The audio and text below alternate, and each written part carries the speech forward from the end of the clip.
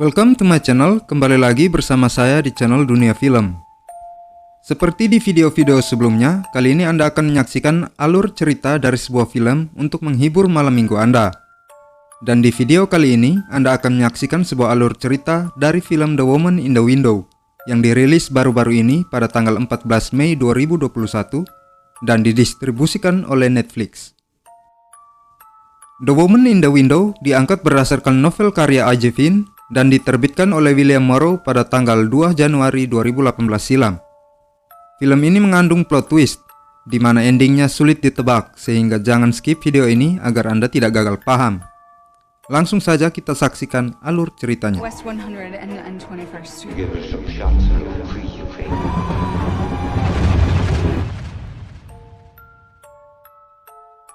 Di awal kisah ini, kita diperkenalkan pada seorang wanita yang bernama Anna. Ada yang unik dari si Anna ini, yakni dia adalah seorang penderita agrofobia.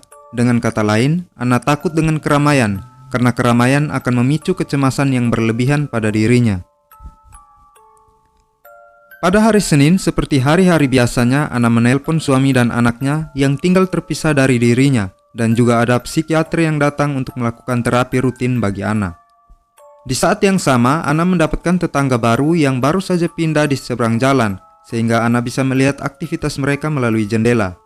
Nama keluarga itu adalah Russell. Di malam pada hari yang sama, seorang anak laki-laki datang ke rumah Anna dengan maksud ingin mengajak berkenalan. Anak itu ternyata adalah anak dari keluarga Russell yang bernama Ethan. Ethan sangat baik dan sopan terhadap Anna, namun Anna merasa ada hal yang tidak biasa pada Ethan, dan hal itu membuat Ethan terlihat takut dan cemas. Perkenalan di antara mereka berdua berjalan begitu-begitu saja hingga akhirnya Ethan pulang kembali ke rumah. Keesokan harinya, yakni pada hari Selasa, kita diperkenalkan pada seorang lelaki bernama David. David adalah seorang pekerja serabutan dan kini dia menyewa basement Anna. David adalah tipikal pria yang suka membantu, terutama membantu Anna mengerjakan pekerjaan rumah seperti membersihkan rumah dan lainnya. Tidak lama setelah itu datanglah seorang wanita yang bernama Jane. Jane ini adalah ibu dari Ethan. Perkenalan mereka juga berjalan dengan baik dan bahkan Anna sangat welcome terhadap Jane yang sangat cerewet. Ketika Anna bertanya tentang Ethan, tiba-tiba saja Jane diam dan hampir menangis. Jane lalu sengaja mengubah topik pembicaraan dan Anna pun setuju karena tidak tega melihat Jane yang hampir menangis. Alih-alih mengalihkan pembicaraan, Anna lalu berkata bahwa dia sangat menyukai anting yang dipakai oleh Jane, dan Jane kembali tersenyum karena hal itu. Jane lalu curhat tentang suaminya yang terkesan temperamen, suka mengendalikan, dan terkadang kasar. Namun sampai saat ini, dia masih mampu bertahan menghadapi sifat suaminya itu, dan Anna pun langsung mengerti mengapa Ethan kelihatan penakut dan peka. Mungkin saja karena ayahnya ini selalu kasar terhadapnya. Di saat yang sama, Jane memberikan hadiah kepada Anna sebuah gambar yang digambarnya sendiri sebagai tanda perkenalan mereka. Gambar itu kemudian disimpan oleh Anna dan Jane pun lalu kembali pulang ke rumah. Dan tidak lama kemudian suami Jane yang bernama Alistair Russell yang juga merupakan ayah dari Ethan datang dan menyapa Anna. Alistair bertanya apakah ada anggota keluarganya yang datang ke rumah Anna. Lalu Anna menjawab, hanya Ethan yang datang kemarin sambil membawa lilin sebagai hadiah untuknya. Selain itu tidak ada. Padahal, seperti yang kita tahu, istri Tuan Russell juga baru saja pulang, dan mungkin Anna tidak mau memberitahu suaminya yang dikenal temperamen ini. Keesokan harinya pada hari Rabu, tepatnya di malam hari, Anna mendengar suara jeritan dari seorang wanita. Suara itu terdengar sangat jelas dan sangat mencekam sehingga Anna langsung berlari ke arah jendela dan memeriksa keadaan di luar. Awalnya dia mengira bahwa suara tersebut berasal dari rumah Russell sehingga dia langsung menelpon ke rumah Russell. Yang mengangkat telepon itu adalah Ethan dan dari suaranya terdengar dia sedang menangis. Anna lalu bertanya tentang apa yang sedang terjadi, namun Ethan mengatakan bahwa semuanya baik-baik saja. Pernyataan ini tentunya berbanding terbalik dari nada suaranya yang terdengar sedang ketakutan. Dan tidak lama setelah itu Ethan langsung menutup telepon. Setelah telepon ditutup, secara tidak sengaja Anna melihat Russell dan istrinya Jane sedang bertengkar, apalagi si Russell ini memegang hammer. Setelah bertengkar, Jane lalu berjalan keluar dan meninggalkan rumah itu. Semua itu disaksikan oleh Anna dari jendela rumahnya. Berselang beberapa menit, telepon Anna berbunyi, dan ternyata yang menelpon Anna adalah Alistair. Alistair hanya ingin tahu mengapa Anna telepon ke rumah mereka, dan Anna pun menjawab sejujurnya. Alistair lalu mengatakan tidak ada jeritan wanita, karena dari tadi hanya dia dan anaknya yang berada di rumah. Telepon pun lalu ditutup dengan terpaksa. Pernyataan Alistair ini tentunya bertolak belakang dengan apa yang dilihat oleh Anna. Tentu saja, si Alistair ini telah berbohong. Anna yang masih penasaran kemudian mengeluarkan kamera untuk mengamati keadaan rumah keluarga Russell. Di tangga menuju basement, Anna juga berdiskusi dengan David tentang suara jeritan tadi. Namun kata David, dia tidak mendengar apa-apa. Di saat mereka berbincang, Anna mendengar suara dari dalam kamar David, sehingga Anna langsung mengerti kenapa David tidak mendengar suara jeritan tadi. Mungkin karena David sedang sibuk mendengar suara jeritan halus teman kamarnya. Biasalah. Nah, masih ingat dengan pembahasan kita soal kamera tadi?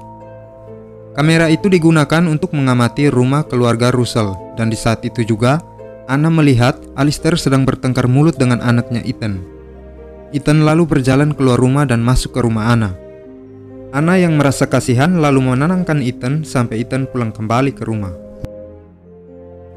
Keesokan harinya, yakni hari Kamis, Anna kembali mengkonsumsi obat penenangnya sambil meminum wine kesukaannya sampai setengah teler.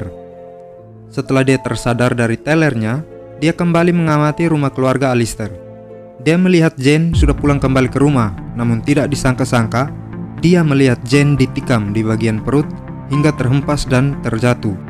Dan dia juga menyaksikan Jane yang meminta pertolongan. Melihat hal itu, Anna langsung menghubungi polisi. Sambil menunggu polisi, Anna memaksakan diri untuk keluar dan pergi ke rumah Alistair. Namun apa daya, karena penyakitnya, maka Anna pingsan di tengah jalan. Setelah sadar dari pingsannya, ternyata sudah ada detektif dari kepolisian dan juga si Russell di rumahnya. Anna tentu saja kaget dan cemas. Anna lalu mengatakan bahwa telah terjadi penikaman di rumah keluarga lelaki ini. Lalu kenapa polisi membawanya kemari? Si Russell yang tidak mau mengalah kemudian menyerang balik perkataan Anna. Menurut dia tidak terjadi apa-apa di rumahnya. Malah sekarang Anna yang dituduh bersalah karena memata-matai atau stalking keluarga Russell. Mendengar hal itu, Anna tambah bersikeras mengatakan bahwa dia melihat Jane ditikam hingga jatuh berdarah. Namun pernyataan Anna ini langsung diragukan oleh pihak kepolisian karena tiba-tiba saja seorang wanita muncul dan memperkenalkan dirinya sebagai Jane Russell, istri dari Alistair dan ibu dari Ethan. Tentu saja wanita ini berbeda dengan wanita yang dikenal Anna sebagai Jane. Hal ini membuat Anna depresi.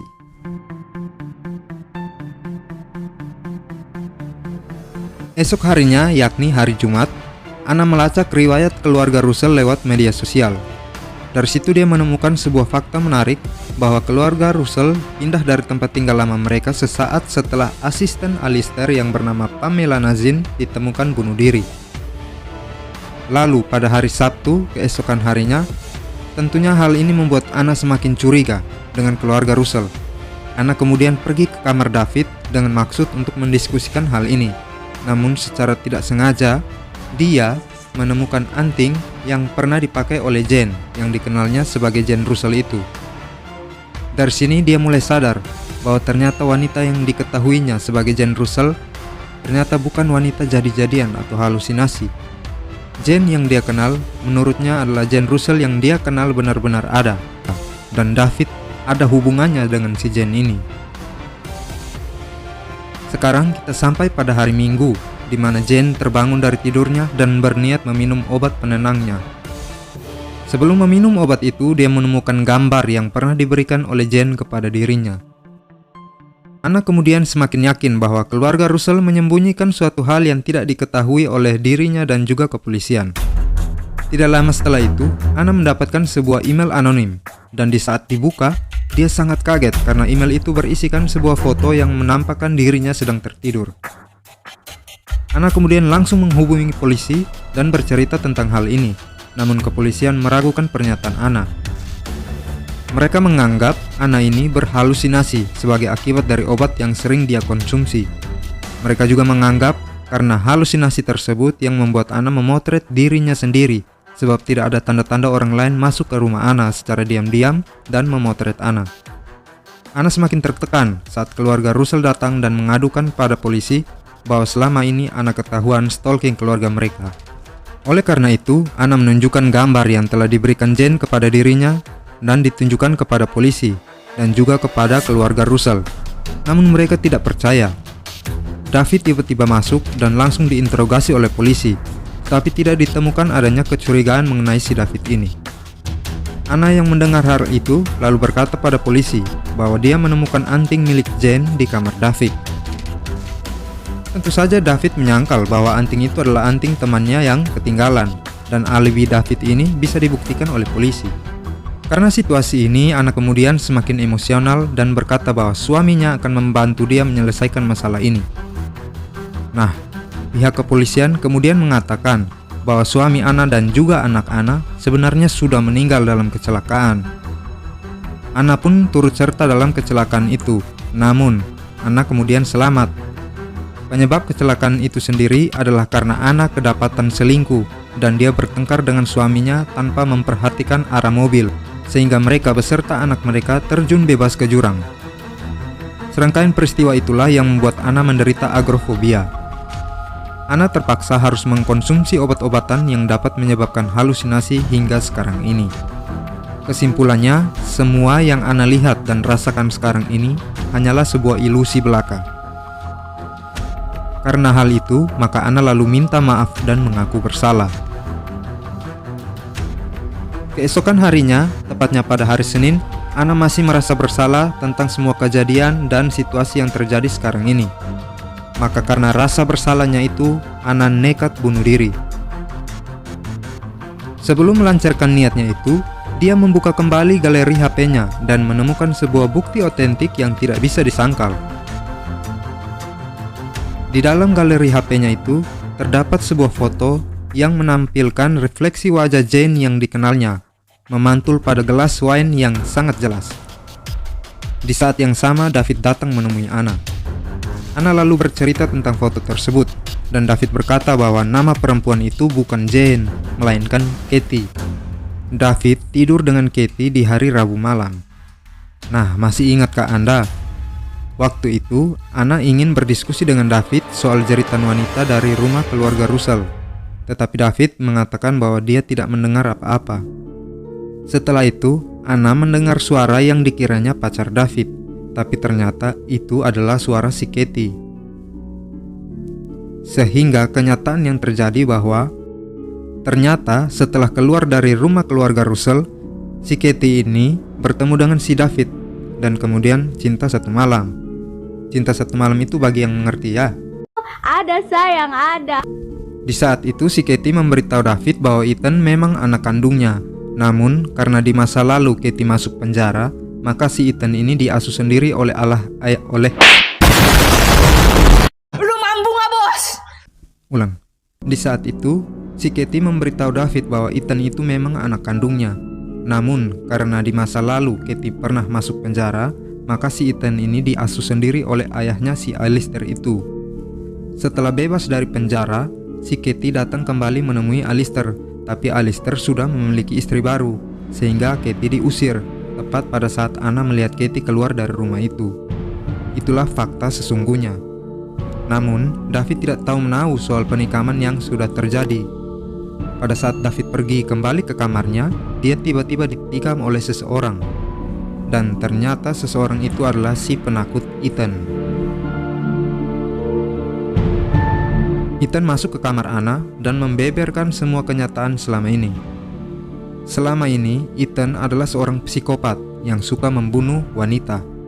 Dia inilah yang membunuh asisten bapaknya dan juga ibu kandungnya karena menurut dia, asisten bapaknya itu memiliki hubungan lebih dengan bapaknya alias selingkuh. Dan dia membunuh ibu kandungnya karena dia tahu ibu kandungnya itu cinta satu malam dengan si David. Terus hubungannya sama Anna apa, Bang? Oke. Menurut Ethan, sebenarnya dia ini merasa kasihan terhadap Anna setelah 1 minggu ini masuk ke rumah Anna diam-diam. Dia tidak ingin membunuh Anna, cuma Sekarang ini Ana sudah merupakan ancaman bagi dia karena Ana sudah tahu terlalu banyak tentang keluarga mereka. Selanjutnya, tentu saja Anda bisa menebak apa yang terjadi. Yang terjadi adalah kontak fisik di antara mereka berdua. Beruntung Devi Fortuna masih memihak pada Ana. Di saat Ethan lengah, Ana mendorong Ethan hingga jatuh ke lantai dasar. Di situ Ethan mati di tempat. Dan karena mengalami pendarahan yang serius, maka Ana pun jatuh pingsan. Keesokan harinya, Ana tersadar dari pingsannya di rumah sakit. Di situ hadir pula si polisi yang selama ini menangani kasusnya. Polisi itu minta maaf pada Ana karena lalai dalam menjalankan tugas. Dia juga berkata bahwa keluarga Russell sudah ditahan karena sudah berbohong pada pihak kepolisian, dan tentu saja keluarga Russell ditahan juga karena telah menyembunyikan jenazah Katie yang ditikam.